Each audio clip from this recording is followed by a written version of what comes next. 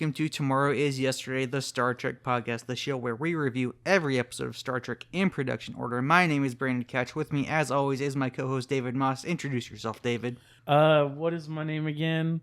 I think it's Admiral Akbar. Wait, I've used that one. Spock.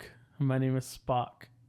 I'd just like to point out to the audience that David suggested us having a TV in here before, yet he gets distracted by the action figures I keep on the walls. Yeah, I mean, there's not that many, so yeah. And I don't even know who several of them are. Hush? Is that what that is? Yes, he's a Batman villain. Or is that Kush? No, it's Hush. Hush. And Dr. Sate. Fate. Dr. Fate. Fate. Did you not see Black Adam? No. Good, it's garbage. Don't see it. Sokka, Uncle Iroh, Beast, right next to the Iron Patriot. War Machine. Iron Patriot. No, War Machine. It has the red, white, and blue around it. No, it doesn't. From here, it looks like it does. You might be seeing the blue, Avengers logo, but, no, it's War Machine. Let's see. Admiral Akbar. I can't make out the names of any of the... Lando Calrissian. I don't know the other one, and You haven't seen The Mandalorian? I know you've seen The Mandalorian. And I think Rey... Yes. Is there, and that's about all I can see. Maybe Luke. Yeah, there's two Lukes, yeah. Oh, okay. Right next to each other. I can see Luke's face, pressing against the plastic. Yeah, that's this one. Yeah, that one. It looks like he's trying to escape. He's like, let me out! Let me out! But in all fairness, my name is David Moss. And I am the host with Brandon Couch. All right. We are back. It's been a while. It's been a little bit. It's been a long time. So, anything new happen with you, Couch? Yeah. A lot's happened since we ended. The writer's strike ended, so there's some good news. Hey. Netflix just announced that they bought Prodigy, so we get more Prodigy. Yeah. It's not a bad show. It's not the original series, which sucks, so that's good. We're literally talking about one of the greatest episodes of that series today, and you're talking crap about the original series. Yeah, I'm gonna talk crap about it. Just like I'm gonna talk crap about Picard. Yes. Well, Picard had 2 very bad seasons. Picard had 2.5 very bad seasons. You're full of crap. 2 and a third bad season. I just want everyone to know that we used to text after Picard every week, season 3, and David loved it back then. Now he's pretending that he doesn't just to... I don't know what he's trying to do. So some things happened to me since we last recorded. Oh, right. So I moved. Oh, that's not what I thought you were going to say. Yeah, I moved. That happened in between recordings. Well, yeah, that's why we haven't been posting podcasts in forever. Yeah. Because you keep having to deal with that. So I moved. I bought a new car. That I didn't even know. Hey, yeah, I have a new car sitting out there. Cool. And then the icing on the cake as of yesterday, day before yesterday, I broke my toe. Wait, the day before yesterday? You broke your toe on my birthday? Yeah. And you want to know how I broke it? I know how you broke it. By hitting it with a couch. Yeah, well, you shouldn't be hanging out with other couches. Well, I was trying to get my couchness in, I guess, on your birthday. That was a very weird way to phrase that. That is really weird. You ready to get into the episode? I guess. So I'll be honest, it's been 3 weeks since I've actually watched this episode. I don't even know when I watched the episode, because I know I watched it long before you did. All right, let's get into this. All right.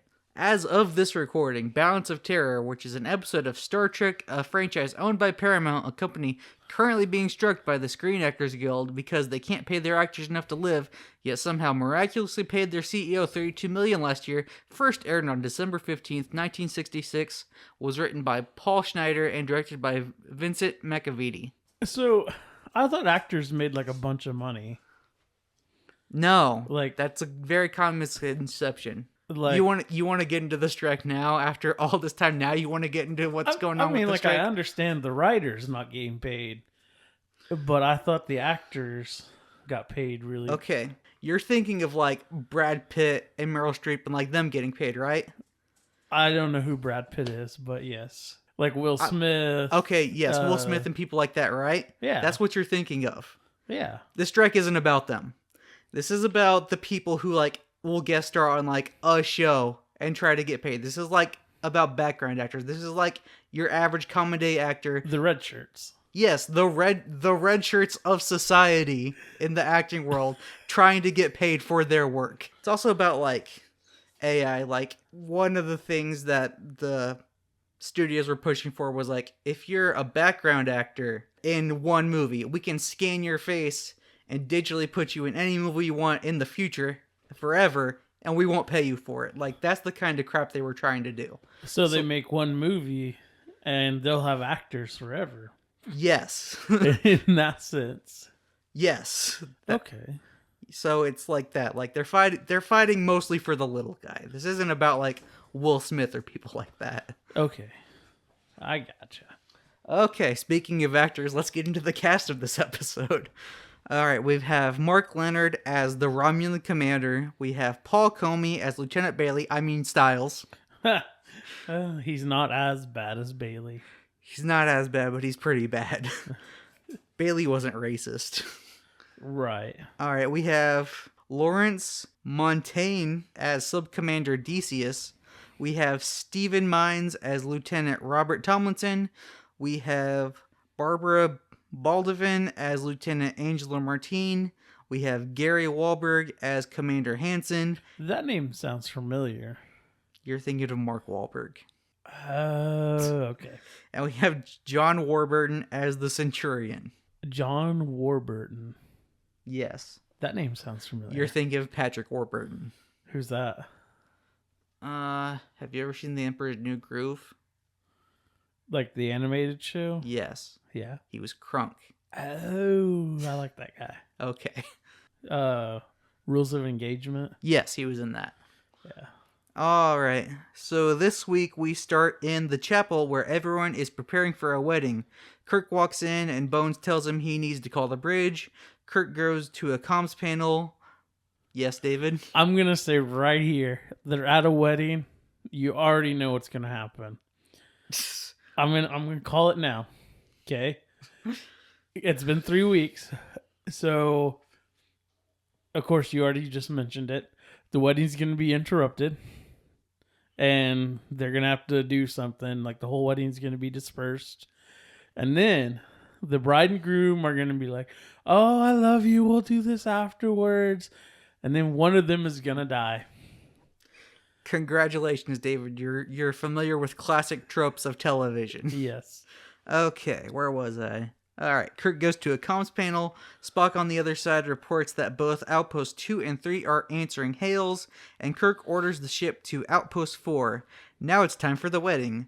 Kirk's officiating. Rand is standing behind so that the audience remembers she's a character that exists. The bride walks down the aisle and meets the groom, and Kirk starts his speech. Dearly beloved, we are gathered here today. No, that's not what he says. Since the days of the first wooden vessels, all shipmasters had one happy privilege, that of uniting two people in the bonds of matrimony. So we are gathered here today with you, Angela Martine, and you, Robert Tomlinson, in the sight of your fellows, in accordance with our laws and our many beliefs. Amen. Now I'm going to stop on this line because the 60s weren't exactly a period of religious enlightenment in this country, so the line, and our many beliefs, is interesting in this context. You'd expect a wedding ceremony on television at the time to have heavy Christian overtones, but instead we get this line, and our many beliefs, suggesting that in the future, whether you're a Christian, non-religious, or believe in any other religion, all perspectives on the matter are treated equally without prejudice. Even when Martine gets to the altar, she kneels while Tomlinson stands, implying that she's religious and he isn't. It's just something I found interesting. Alright, the wedding is interrupted by a red alert. Outpost 4 is under attack. Yes, David called it. However the red alert sound goes. I'm afraid to ask, so what you think of the teaser? I mean, like, you already know how the episode's gonna go just by all this. Yes, David, it was the 60s. They didn't watch as much television as we have. I mean, like, I just started watching New Zealand television, so... I don't even want to know. Taskmaster, New Zealand. Never heard of it. You should watch it. It's amazing. Okay. Captain's log. Stardate 1709.2. Patrolling outpost guarding the neutral zone between planets Romulus and Remus and the rest of the galaxy. Received emergency call from Outpost 4. The USS Enterprise is moving to investigate and assist. We're on the bridge. The Enterprise is 8 minutes away at maximum warp. Scotty says they'll get more speed out of her, but I don't know how they're going to do that with their engineer on the bridge. He got lost again. He got lost again. Kirk asks her if the outpost said who was attacking, and they have no idea. Styles says there's no doubt who's attacking. Our first hint that Styles isn't going to be our favorite navigator. Kirk has Spock put a map on the screen, and we see 7 Starfleet outposts, the neutral zone, and on the other side the planets Romulus and Remus. Kirk addresses the entire crew through the intercom, and then hands it over to Spock to teach us all about the Earth-Romulan War. We learn that there are outposts on asteroids to monitor the neutral zone. The Earth-Romulan War was over a century ago. They fought with atomic weapons. Their ships allowed for no captives. There were no view screens. No human has ever seen a Romulan, and vice versa. And entry into the neutral zone by either side is considered an act of war. Hold on. When was the Enterprise? Oh yeah, if you believe Enterprise, like none of what Spock just said makes sense. Yeah, because like, isn't Enterprise like 100 years before Kirk? Had they not been canceled and got a season 5, we would have got the Earth-Romulan War. Like, that's how close it was. Okay. Like, season 4 was like setting us up for that. And didn't they have... Yeah, they had a brig, they had view screens, they didn't use atomic weapons. And didn't they even see the Romulans? Because didn't the Romulans take that Andorian? Yeah, but they took that Andorian so that he could remote pilot a drone ship. Okay, so they never actually saw the Romulans. We saw the Romulans, but there was in that show one Romulan who was like undercover as a Vulcan. Right. So they saw that Romulan. Right. But that's Enterprise's fault, not this episode's. There was actually the script for a movie that they never made that would have made the atomic weapons thing make sense. What about the no view screen? How's that ever going to make sense? Well, they use drone ships. So, like, that's kind of how Enterprise explained that. They were using drone ships, so... I got There was no one on the ship. Then Kirk tells the crew that we may defend ourselves, but in order to prevent war, we are expendable. Yeah. Then Styles starts up. We should intercept them. We know they attacked. Kirk points out that it's been 100 years, so there's no way to know what Romulan ships look like. Styles says they look like birds of prey. I mean, he's got you there. They do kind of look like it. Yeah, but they haven't seen the ship yet, so like he has no way of actually knowing that. Alright, so he says they look like birds of prey, and he says he knows because he had several family members die in that war. It's been 100 years. There's no reason to assume their ships still look like birds of prey. Then Kirk has the line, "Their war, Mr. Styles, not yours. Don't forget it." I mean, the Enterprise looks almost exactly like the Enterprise. That show didn't exist yet. As of right now, that Enterprise didn't exist. Outposts 2 and 3 come into sensor range now, and both are gone. Nothing but debris now. Kirk orders Uhura to report their coordinates to the nearest base every quarter hour, and Kirk orders the ship to battle stations. We go to the phaser control room where the happy couple are flirting, talking about how they'll be happy to get back to their wedding when this is all over. Back on the bridge, they re-establish contact with Hansen on Outpost 4. Hansen says that Outpost 2, 3, and 8 were all destroyed, even though the shields were on maximum, and he doesn't know who did it. The vessel just disappeared. The enemy ship hits them again, and Outpost 4 is destroyed. Uh-oh. They can't see the ship, but Spock has it on sensors, so they can track it. Spock marks their trajectory as heading straight for the neutral zone, and Romulus. Kirk orders them to follow. Styles butts in. Don't you mean intercept? No, Kirk orders them to match course and speed so that they'll think that the Enterprise is a reflection. Kirk orders to cancel battle stations, but stay on standby alert, and then Styles opens his mouth. I like how they don't use red or yellow alert. It's standby or battle stations. Nah, they used red alert.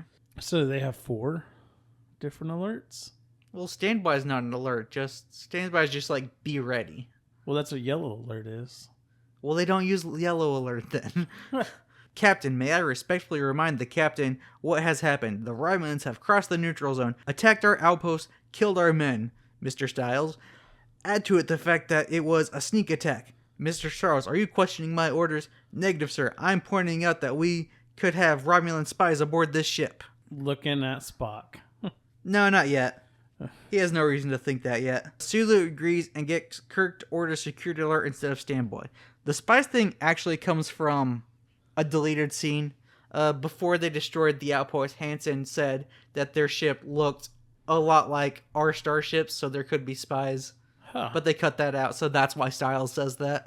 I was always like, how? You haven't seen them in 100 years. Why are there spies? But yeah, it was a deleted scene. Okay. Uhura picks up a communication from the Romulan ship. Spock locks onto it and gets us a feed into their view screen, and we see that the Romulans look exactly like Vulcans. We get that famous Spock eyebrow raise, and that is the end of Act 1. Like that meme, like this episode is where that comes from. Really? Yeah. I just tried to do the eyebrow raise so everybody knows. It didn't work. It did not work. My boss does that.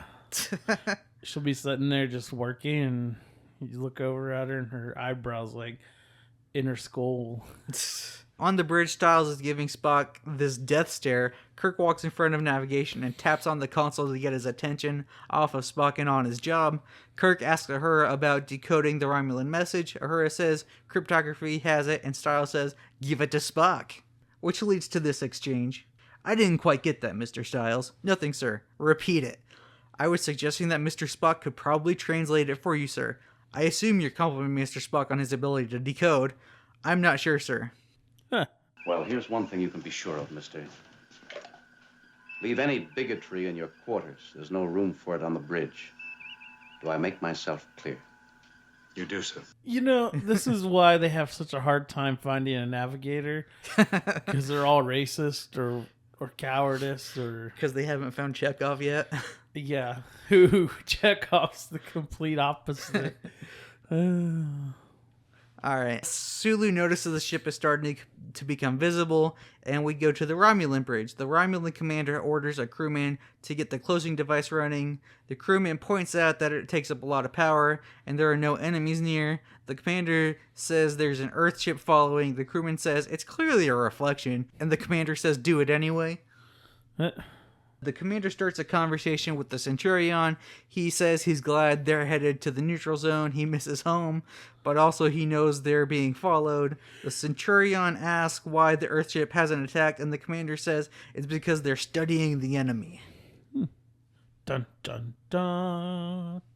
In walks Decius, and the commander scolds him because he sent the message and they're supposed to be running silent.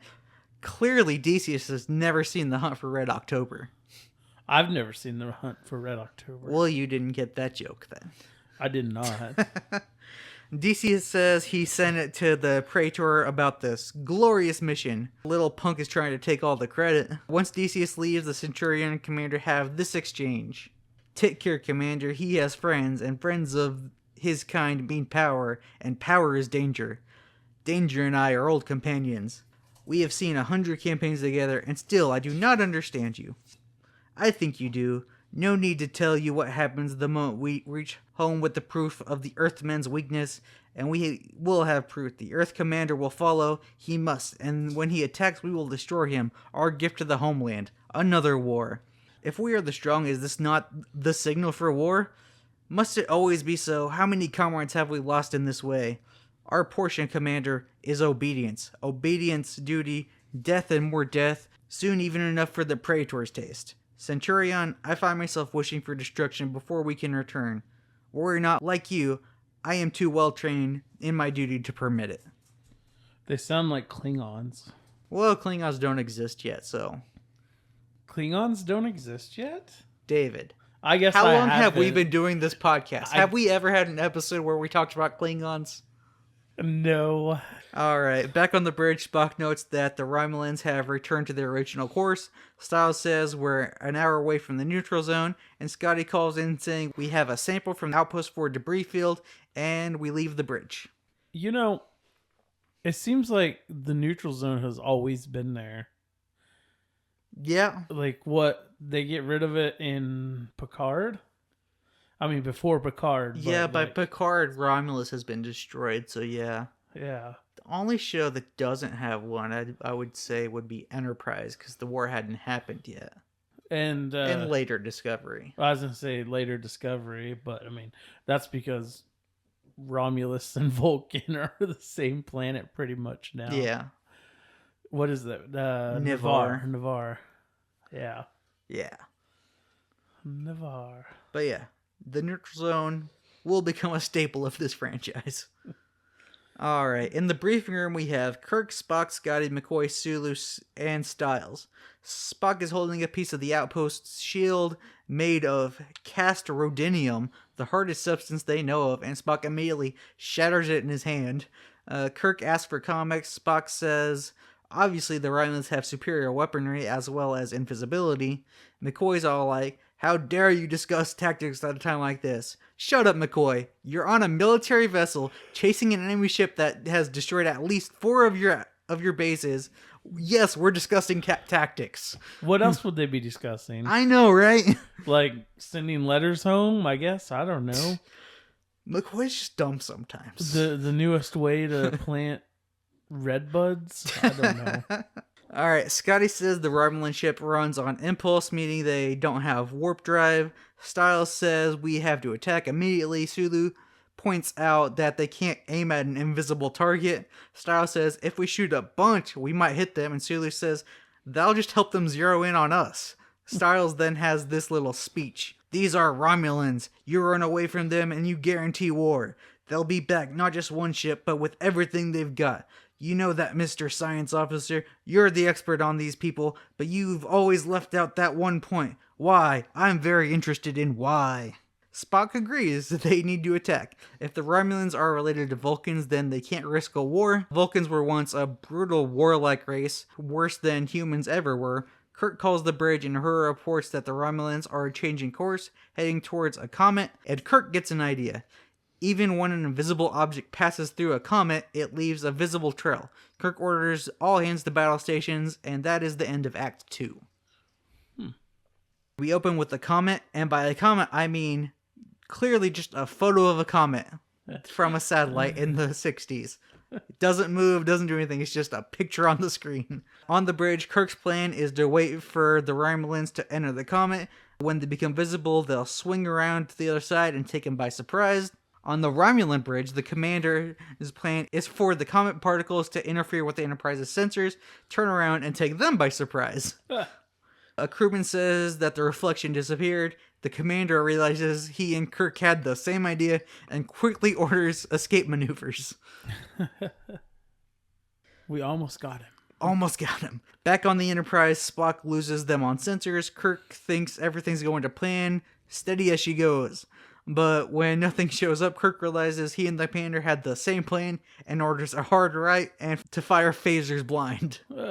They're evenly matched. We get a shot of Tomlinson in the phaser control room firing phasers, followed by a shot of the Enterprise firing phasers, followed by a shot of the Romulan bridge taking damage, and then another shot of Tomlinson firing phasers. On the Romulan bridge, a large piece of debris falls and almost crushes the commander, but the Centurion pushes him out of the way and gets hit. The commander and some crewmen lift the debris off of him, and the commander orders all power to weapons. The debris was clearly just a big piece of styrofoam. Yeah. But hey, it was the 60s. This is the 60s. On the Enterprise, Sulu reports a control circuit burnout, causing a phaser overload. Spock opens a panel on the floor, sparking with flames, and starts working on it. The bird of prey uncloaks. Sulu thinks they're surrendering. Kirk orders the ship to go backwards at full power. The Romulans fire. The Enterprise could detonate it if they had a phaser working. Do you remember how in the second pilot they found an emergency recorder that an old ship launched before it was destroyed? Yeah, vaguely. Because Kirk at this point orders a crewman to launch one of those things into space. Huh. So Kirk's expecting to be destroyed. Well, that's good. that Kirk's expecting to be destroyed? Yeah. That is that's standard procedure though. Yeah. And then they also keep like black boxes on there that records everything.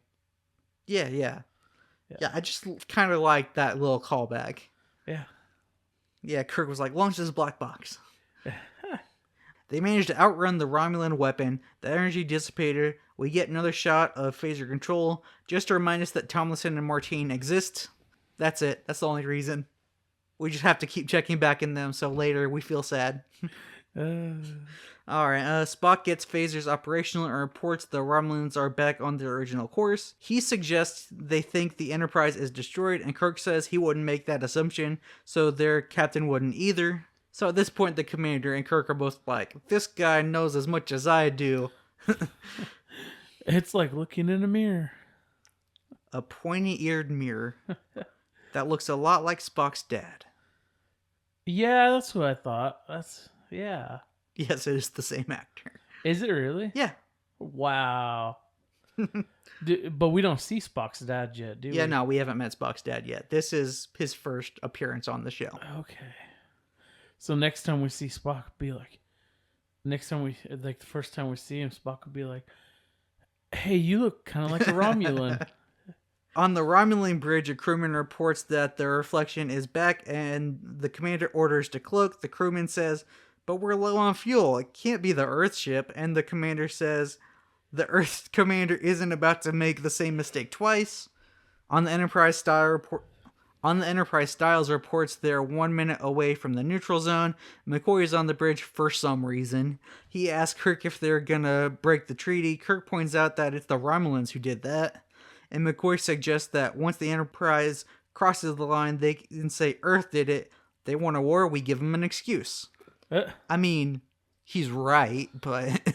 It seems like both parties keep crossing that line. Yeah. Over and over and over again. Yeah. Like, does anybody actually, like, believe in that line? Picard, he'd be like, okay, why are you telling me? I know where I'm going. Kirk orders to attack before the Romulans make it to the neutral zone. Full speed ahead. The Romulan commander orders evasive actions. The Enterprise fires phasers. The Romulan bridge is taking damage. Kirk orders her to send this message to Starfleet. In my opinion, no option. On my responsibility, we are proceeding into the neutral zone. Dun, dun, dun. Somehow I knew you were going to do that. I know, it's stuck in my head. On the Romulan bridge, Decius is questioning why they're not firing. The commander knows that Kirk is trying to get them to use all their power on weapons. The commander tells the crew that the Centurion has died and orders them to load up some debris, as well as the Centurion's body, to dump into space. This fight isn't about winning anymore, it's about getting home. On the Enterprise, Spock reports all motion on the sensors has stopped.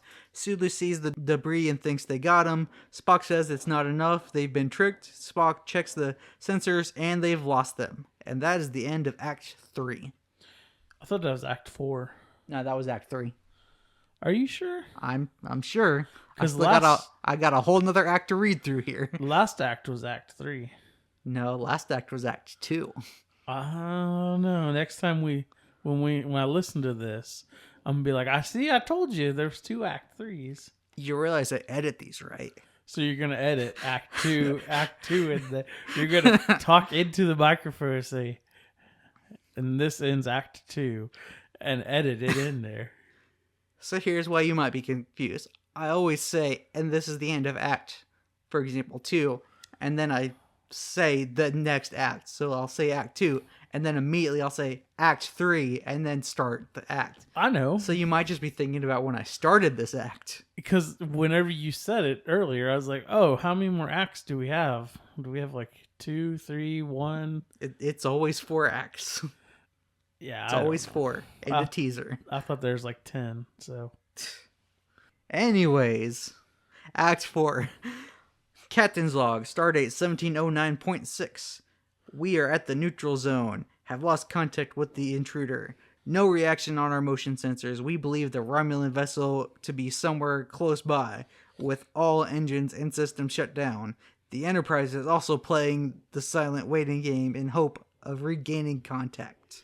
We're on the bridge, everything's shut off, lights, sounds, everything, so that the Romulans can't hear them. It's just like an old submarine movie. That's why I was referencing the Red October earlier. It's an old submarine movie. Well, I know that. I've seen some movies and TV shows where they're in the submarine and it's all quiet and they're just like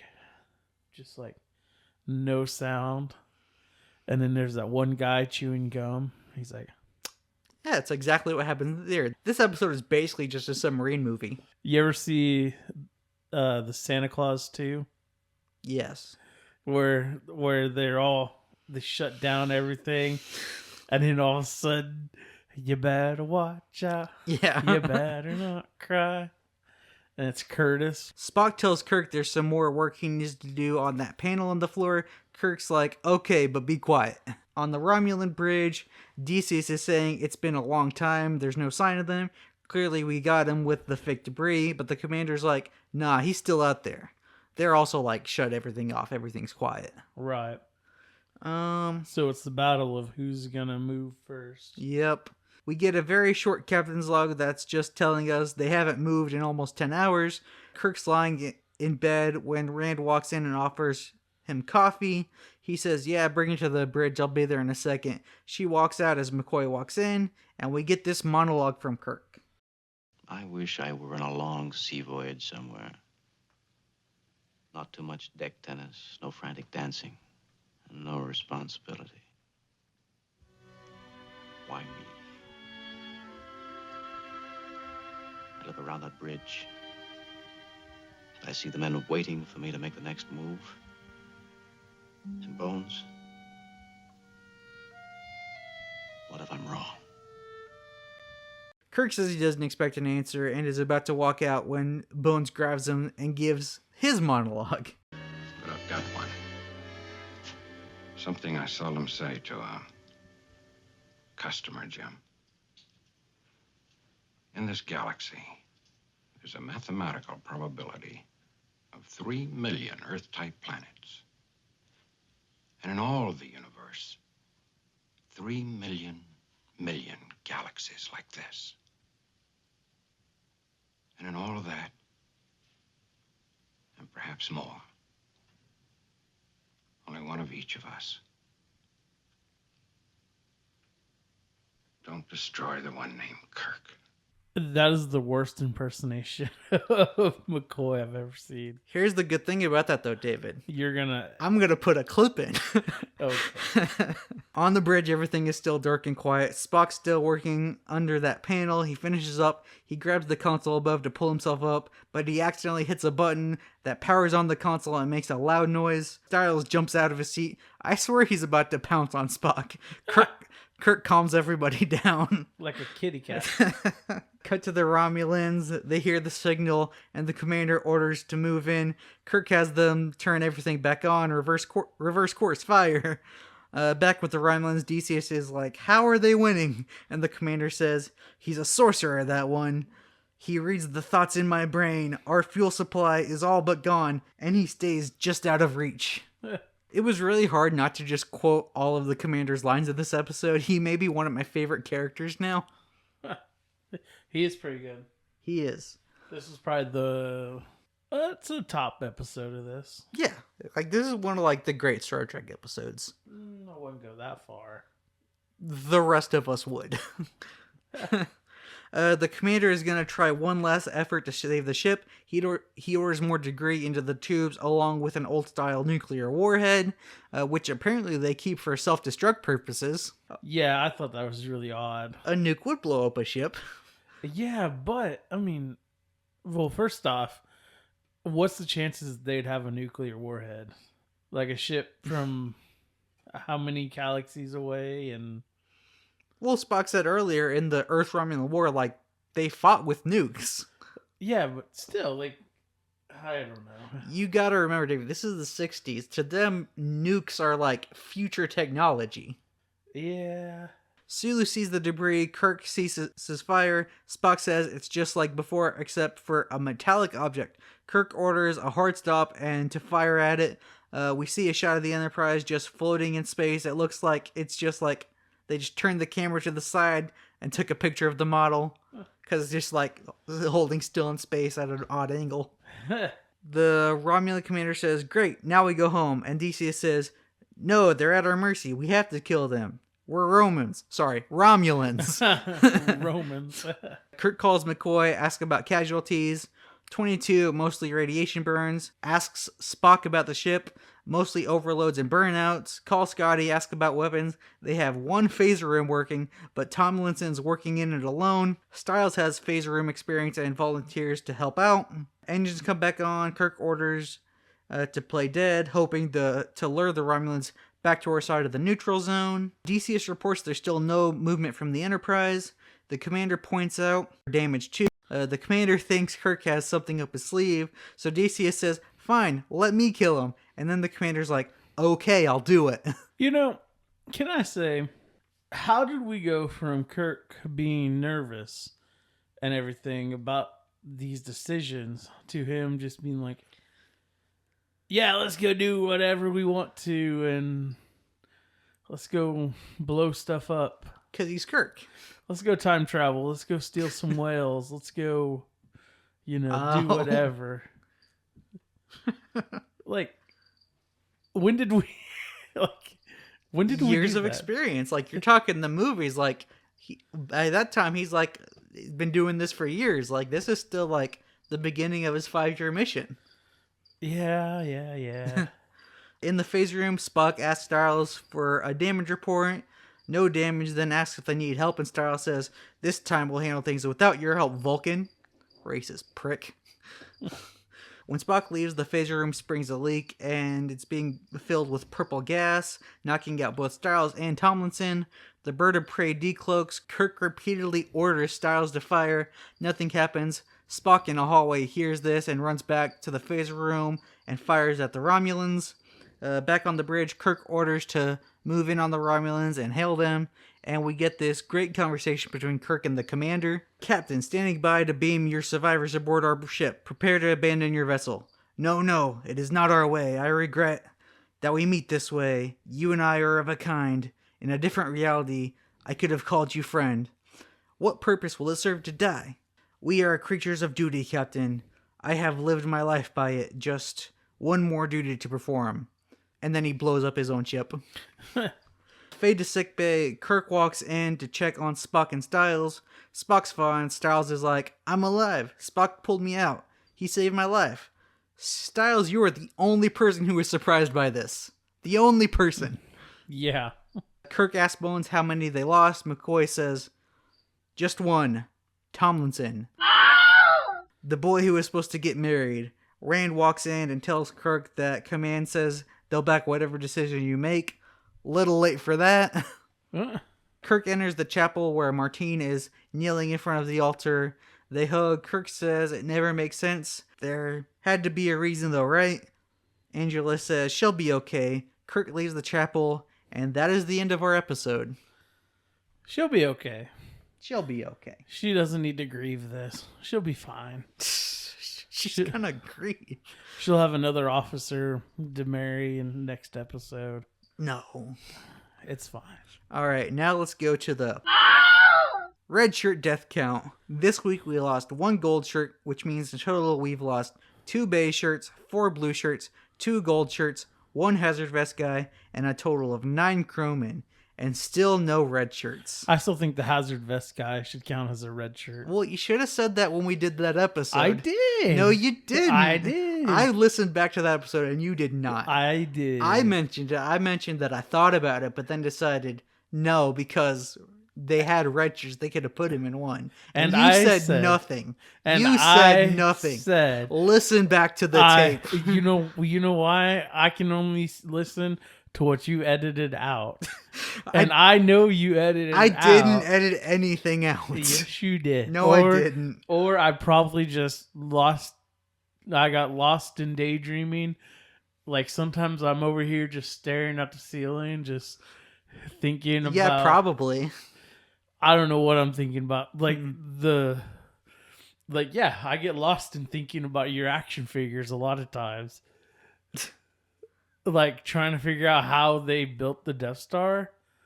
That always, every time I'm lost thinking that. Anyways, but we count the base shirts, so we have 2 on the board. All right. Anything you have to say? All right. Anything you want to get off your chest before we end the episode? Well, let's rank it. What is there? 945 episodes or 845, right? No, it's 9 something. It's like in the early 900s. 947 now. Not that early, like in like the single digits, like 90 something. Okay. 90 something episodes. So I'm going to rank this 843. Whoever's keeping track, can they please rank this at 843? David, I would put money that no one is keeping track. Eventually someone will keep track. If we get popular, someone probably will go back and keep track. But... Yeah, I know. And so I'm just going to go ahead and start keeping, Okay. this note now. That being said, on the Bailey scale, I'm going to give it from 1 Bailey being the best to a 10 Bailey being the worst. I'm going to give it a 4 Bailey. Okay. Because it was okay. I got bored halfway through it. I'm not going to lie. This is like my favorite episode now. This is not my favorite episode at all. This episode was great. Honestly, I kind of like the next episode we're going to do a little bit better. Oh, God. This one. Okay, you done with your ratings? Let's see. I am done with my ratings. All right. Join us next week when we talk about what are little girls made of. You can find me everywhere at Couch Talks Movies. David, tell the people where they can find you. You can find me on TikTok at Commodore Moss. And also, have you seen our merch store? It is awesome. Couch has put a lot of work into it and has made some really good merch items. Like I'm about to buy everything in there.